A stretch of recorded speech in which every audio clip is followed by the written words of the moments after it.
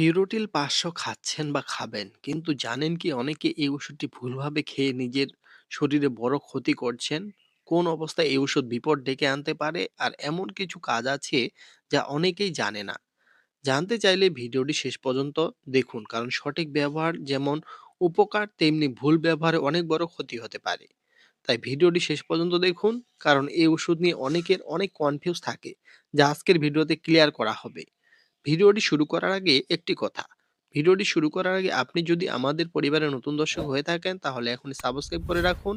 আর ভিডিওটি উপকৃত মনে হলে একটি লাইক ও শেয়ার করে অন্যকে দেখার সুযোগ করে দিবেন।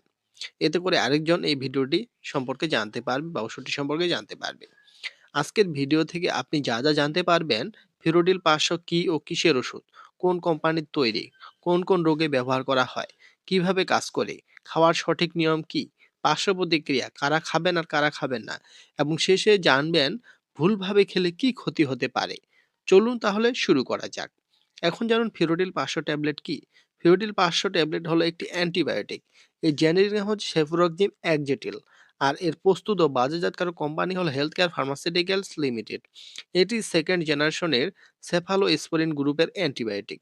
সহজ ভাষায় বললে এই ব্যাকটেরিয়ার বিরুদ্ধে কাজ করে, ভাইরাসের বিরুদ্ধে কাজ করে না।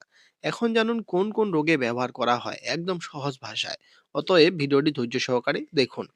এই ওষুধটি সাধারণত ব্যাকটেরিয়া দিয়ে হওয়া সংক্রমণে দেওয়া হয়, যেমন গলা ব্যথা বা গলা ইনফেকশন হলে, টনসিল ফুলে যাওয়ার সমস্যায়, নাক বন্ধ, সাইনাসে পুজ জমার সমস্যায়, কানের ভেতরের ইনফেকশনে, বুকের ইনফেকশন বা কাশি বা ব্যাকটেরিয়ার কারণে হওয়া ইনফেকশনে, নিউমোনিয়া রোগে, প্রস্রাবের ইনফেকশনে যেমন জ্বালা পোড়া বা বারবার প্রস্রাব হওয়া, ত্বকের পুজ বা ব্যাকটেরিয়ার সংক্রমণে।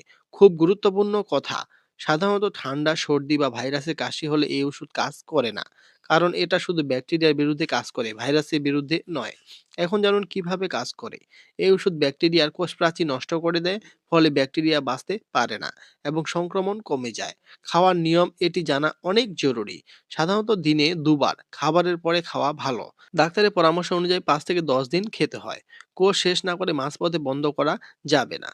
আপনি কি কখনো অ্যান্টিবায়োটিক ২ থেকে ৩ দিন খেয়ে ভালো লাগলে বা সমস্যা কম মনে হলে বন্ধ করে দিয়েছেন? কমেন্টে লিখুন হ্যাঁ বা না।